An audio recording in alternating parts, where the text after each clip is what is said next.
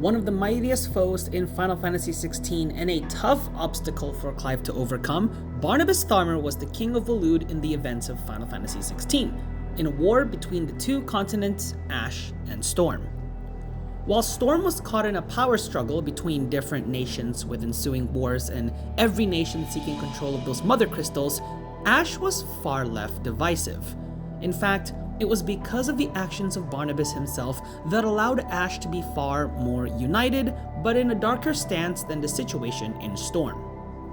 So, who exactly is this mysterious figure? What actions did he commit that made him Clive's greatest adversary throughout the game? And where does it all stem from? We will uncover this, so let's jump right into the lore behind Barnabas Tharmr. Barnabas was born 70 years before the events of the game. Considering we only meet Barnabas after the time skip, that is how I'm basing this age from.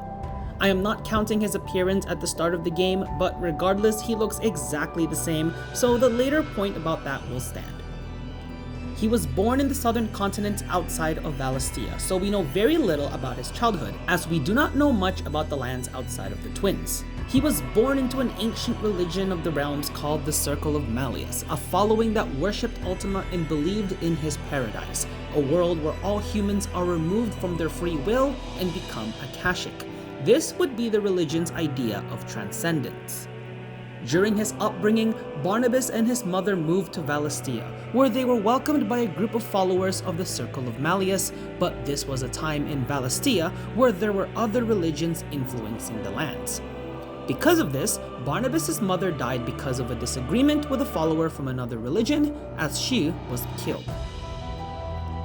Due to his closeness with his mother, her death affected him greatly, causing him to hate humanity and really attune to his faith. It also helped that Ultima became more involved in the years later, which solidified and validated his childhood faith, and thus all of his actions were driven by this faith going forward. However, there was another thing that made Barnabas far more formidable. He is also a member of the Motes of Darkness, a group of people tied to the lineage of the dark icon Odin. So when his mother died, Odin awakened within Barnabas, making him the Ward of Darkness.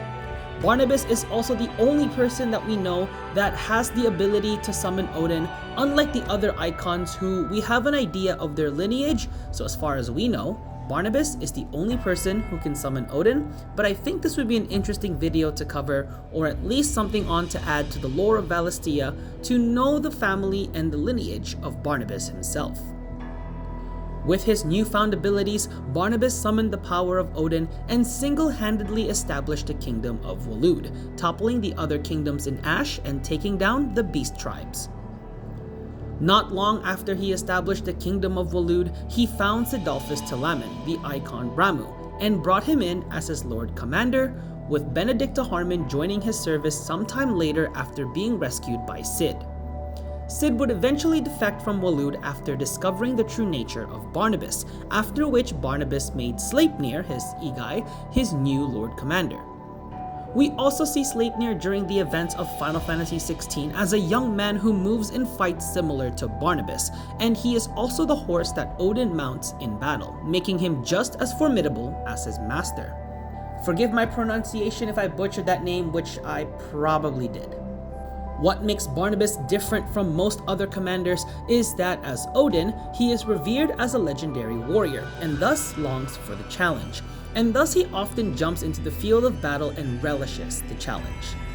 He is also known for equipping a sword of darkness that can cut through space and matter and pretty much destroys anything that makes contact with it.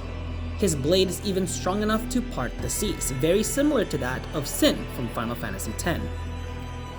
However, when we see Barnabas during the games, he is more stoic, almost bored with his status as the king of Waloed, but this can be due to his belief in the Circle of Malleus and knowing that everything he has obtained in life will mean nothing once Ultima's plan is achieved.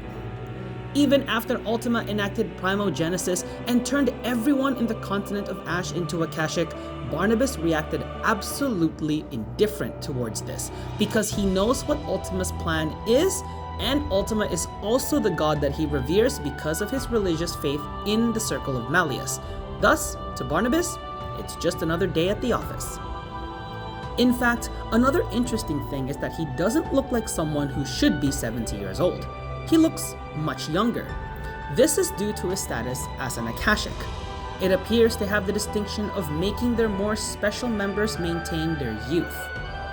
By the time we meet him, he has already become Akashic due to his fealty towards Ultima. Even though Akashic lose their sense of free will and humanity, he was allowed to keep his human state, but he would be often controlled by Ultima, thus making him the ultimate pawn. We see this in some scenes where we do see Barnabas' mother taking care of him as if he was still a little boy, showing the love that he truly had for his mother while she was still alive, even though we know this was nothing more than a control tactic from Ultima. Barnabas proves to be a very capable warrior even against other icons, as he was able to hold his own against Titan and Bahamut in battle. Granted, it helped a lot that he lived much longer than the other icons to the point where he has gained much more experience and wisdom in battle. Not to mention, he relishes the challenge of jumping into a battlefield, even though he pretty much dominates whenever he enters it. He is also seen as someone who is not cruel towards prisoners to the extent that other characters are. While he has his own agendas, all of his actions during the game are nothing more than to serve Ultima's plan. But he is not beyond cruelty as long as it follows the plan, which makes him no different from some of the more brutal characters in the story. There are many points in the game where he could have easily defeated and killed Clive, as he was merely toying with him. But in reality, Barnabas is aware of Ultima's grand plan. Between their battles in Canver as well as the sea when Barnabas split it, Clive could do nothing against Odin, but he wonders why he doesn't just strike him down and kill him. He knows that Ultima requires Clive to become the perfect vessel in order to raise his species, and for this to happen, Clive needs to absorb the powers of Odin. But of course, Clive needs to be tested, so it's not like Barnabas was just gonna let him absorb his powers willingly. Although this can also stem from Barnabas' longing for a challenger worthy of his powers, so even though he wallops Clive during their first few meetings, he does allow Clive to reach his maximum potential before they meet for their final battle. When Clive finally bests Barnabas, he almost seems relieved as he felt he had completed his part of Ultima's plan and given his powers to Clive, completing him as the vessel for Ultima. And as he dies, he feels a sense of relief that he is returning to his mother, really showing the love that he has maintained for her his entire life. And that, in a nutshell, is Barnabas' life. Even though he achieved many things in the eyes of humanity, we knew deep down that he was nothing more than a pawn to a grander plan. Even though much of his actions were driven by his faith to Ultima, that didn't make him any better than the worst characters in Final Fantasy XVI.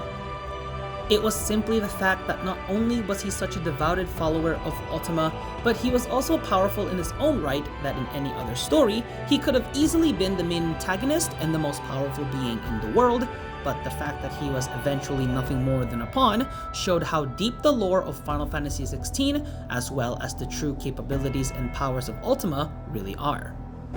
What did you think of Barnabas as a villain in the game? Did you think that the game should have ended with him, or did you like the idea of Ultima? I haven't created a lore video yet on Ultima, so if you did enjoy this video and want me to create a lore video covering Final Fantasy XVI's main antagonist, let me know in the comment section below. I think the combination between the calm and nihilistic Barnabas and the eager, battle-driven Odin was portrayed well, considering it can be hard for near opposite personalities to be shown in one person. I would definitely like to see a story or game that covers just the life of Barnabas because of how devoted he truly was to Ultima and how he based his whole life and everything he just did from that simple faith he carried as a child.